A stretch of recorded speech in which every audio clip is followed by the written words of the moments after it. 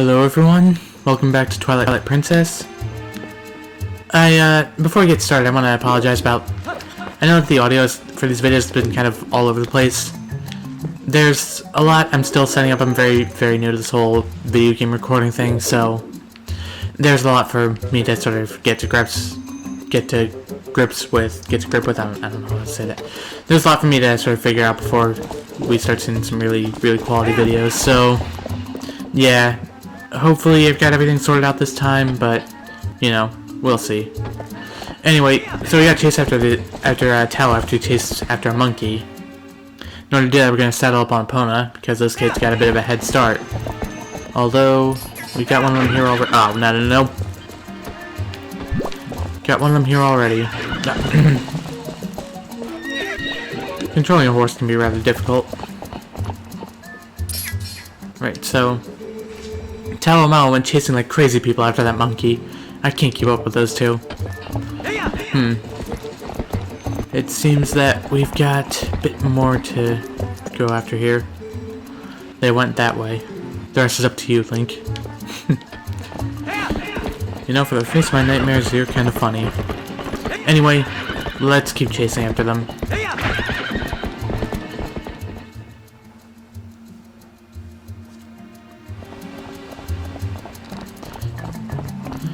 So here we are in Faron Woods, and the reason we need to saddle up on Epona was because there's a gate in the way, so gotta leap over it. And there's the spring where we first started out the whole thing, and so... Whoa. We have to dismount. Looks like Epona's afraid of something. Another new enemy, the Deku Baba. They're pretty simple. Just 2 slices will kill them. And the thing is, the way they work isn't that they actually have health like most enemies do. Oh, hang on. You got seeds. 50. Use them with your slingshot. Easy. The way they work is if you slice at them, they'll sort of like kind of stand up vertically, and if you slice them again, that's when they'll die. So, in other words, they technically have infinite health because if you just wait, they'll go back to sort of attacking you. And that's when... You know, if you attack them again, they'll be vertical and just kind of go back and forth, and you have to slice them, you have to attack them while they're sort of sitting up vertically in order to kill them. Anyway, you found a play wooden sword. It's Talos. It seems it's in here. Although, a play wooden sword, that might not be good. And we got a really dark area here, so gotta watch your step. Yeah, unfortunately it's too dark to really see anything. That could spell trouble. So maybe we should just turn back, try to figure out, sort of grope our way out of the cave. You can see a couple of... Wow, I'm bad at this. You can see there's a torch right here. Maybe there's a way for us to light it and get through.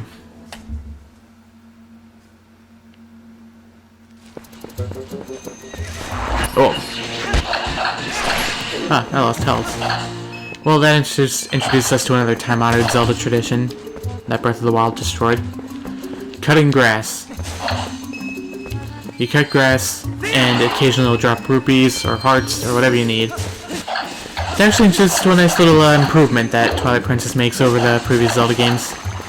As you can see, you can run around while cutting grass in this game. So, normally you just use spin attacks everywhere in order to cut... Ooh, blue rupee. To cut all the grass, but in Twilight Princess you can just run around and not stop at it at any point. I want this grass to drop a heart in order to... just heal back that quarter of a heart I lost. I mean, it's not a big deal, but... You know. Better than nothing. Anyway, let's talk to this guy. Whoa, an Ordonian. Hey, guy.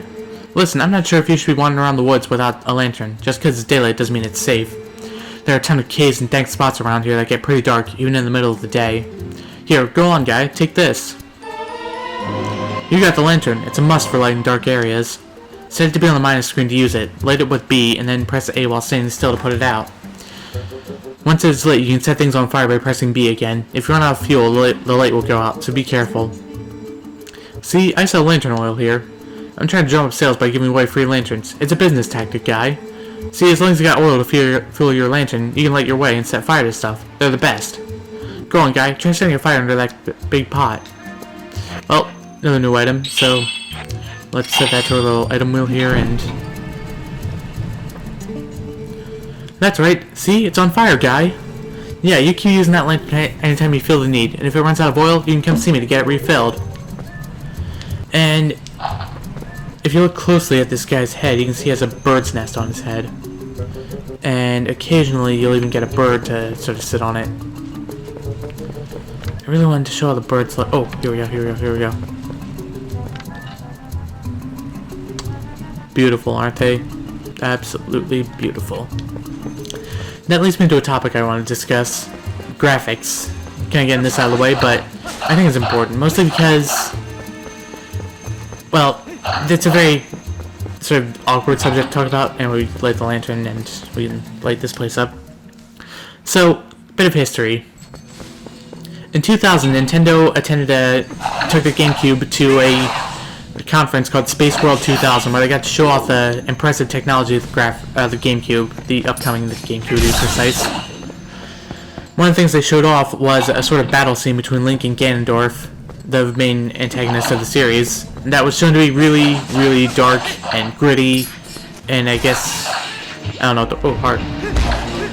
Just very cool looking. A lot of fans were really impressed with how that turned out, and they sort of took that to be a promise that the next Zelda game was going to use a sort of dark, realistic art style, and it was going to look awesome.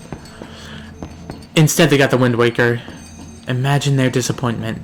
We can light these webs on fire. Unfortunately, we can't get the pots down, so... Breaking jars, another time-honored Zelda tradition. We can light these torches as well. You want to do that because that will make life a bit easier later on. We will be going through this cave again later on. Oh, killed that keys by accident. I should mention that's what those guys are called, keys. They're just bats. There's not much to say about them. Got another torch and a little treasure chest here. So anyway, as I was saying, yellow rupee worth 10. We already saw that. So Nintendo went to Space World 2000. Right, they released the Wind Waker, a game with about as far different from the realistic art style that the Space World 2000 demo showed off as you can get. It was very, very bright, cartoony, vibrant, just very different to look at from what fans were expecting. So a lot of people were really disappointed with the Wind Waker for you know, they sort of got this false hope in their heads that the next Zelda game would have this art style they wanted, but it didn't. So Twilight Princess, as you can see, uses a very realistic art style. That was sort of an attempt to apologize to the fans for letting them down that way. And the reaction to Twilight Princess was pretty much the exact opposite to what it was to the Wind Waker. A lot of people were really happy with Twilight Princess art style. If you look here, we've got a new enemy here, a Bokoblin as they're called. Pretty simple, basic enemies. They'll spin around at you, swing a club at you. Pretty simple to dodge, though. Go up on this ledge. Huh.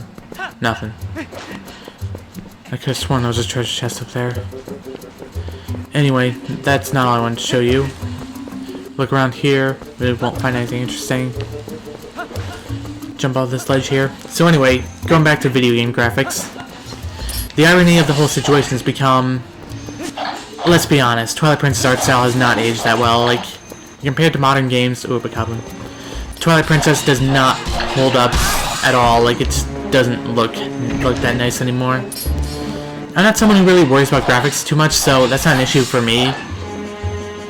But it is kind of funny, because I remember my first reaction to looking at Twilight Princess was, whoa, this game is dated. Oh. These Deku Bottles keep catching me by surprise. Fortunately, I didn't get damaged by that one. I was like, man, these graphics look so old.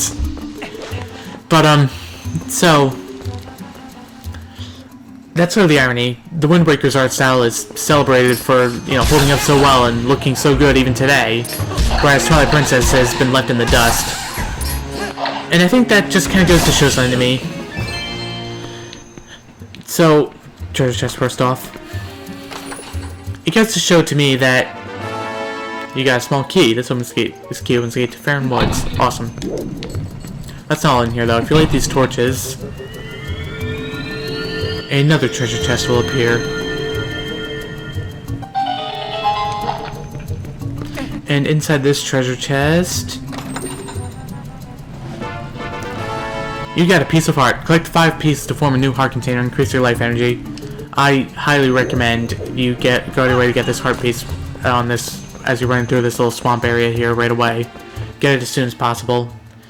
There will be other chances to get it, but they won't be for a while, so it's best just to kind of get it out of the way as quickly as possible. So the problem with graphics really is that, is that they'll all eventually go, the more realistic you try to make a game look, it'll just eventually go the way of Twilight Princess. Time will take its toll on that art style, and it won't look too pretty. The reason Wind Waker's art style succeeded so much was because the Wind Waker's art style had a goal to accomplish. The Wind Waker had that art style for a reason. It was mainly because they wanted to make a game about paying attention to the wind and looking at the wind. In order to do that, in order to be able to even look at which direction the wind was pointing at, they opted for that art style so you could see which way the wind was pointing. With Twilight Princess, the only reason they went for this art style was to sort of make it up to the fans, to please them. And I think to me that shows that game developers shouldn't really focus on graphics too much. Like, that shouldn't be a concern, and for many developers it is a concern. So, to me the problem is that as time goes on, these graphics are going to look just outdated just by nature of how things look and of how technology goes. Technology will advance. It'll be able to compute reality, like sort of render reality much better than games can do right now. And all the games that we hold up for being such incredibly graphically beautiful games will look old and outdated in just a few years.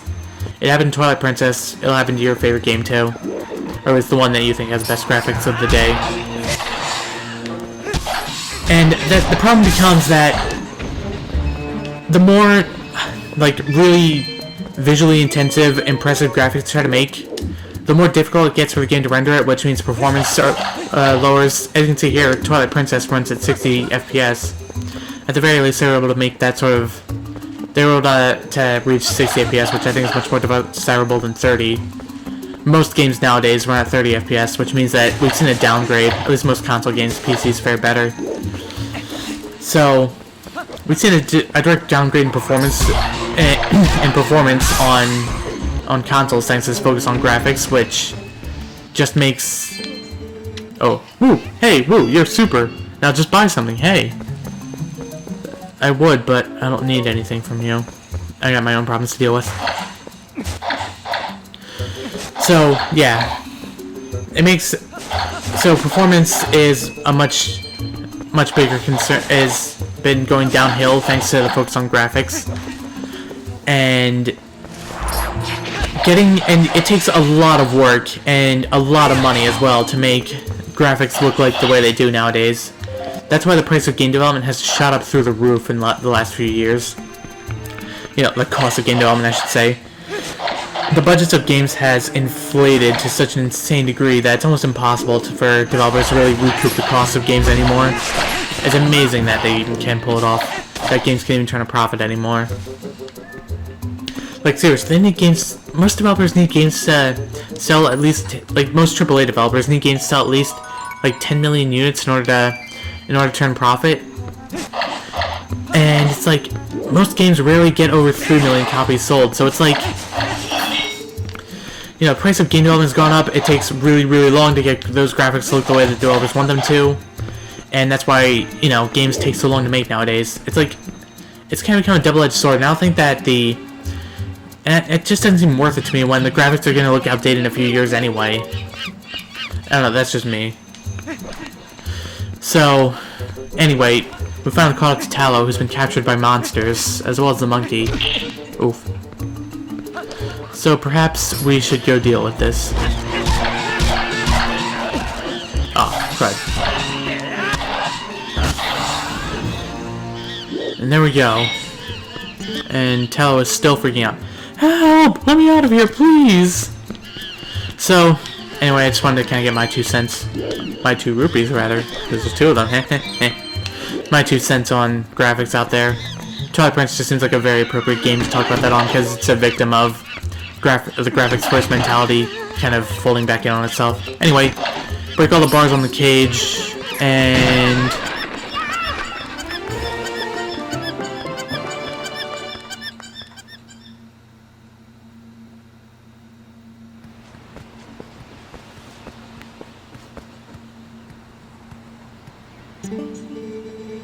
If you're on Link, gee, me and that monkey would have gotten eaten, probably. She's actually a pretty nice gal, that monkey. She tried to protect me, so we got captured together. Link? You're not gonna mention this to my dad, are you? He's always telling me to never, ever go into the forest, because he says it's dangerous. So you really can't tell him. Really, you have to promise. Link. My son told me Tallow disappeared into the woods and had not returned. I came as soon as I heard. But it looks like you have brought him home already. I apologize. Such a task should not fall to you. Tell me, have you noticed how strange this wood seems lately? I feel uneasy about what may lie in wait. Anyway, Link, tomorrow's finally the day. You'll be departing for Hyrule. I think it's a good thing I have given this task to you. Good luck, and return safely. If you are lucky, you may even get to meet Princess Zelda.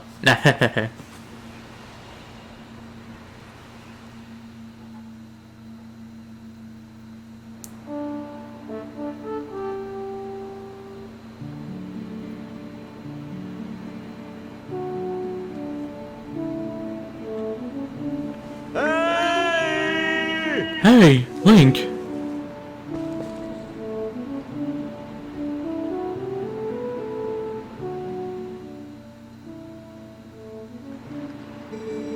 So, almost time for you to get going, huh, Link? So how's about we finish up early today, bud?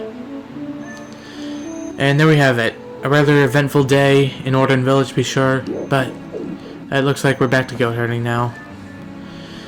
So, anyway, next time in Legend of Zelda Twilight Princess, we will set out for Hyrule Castle to deliver the present at last.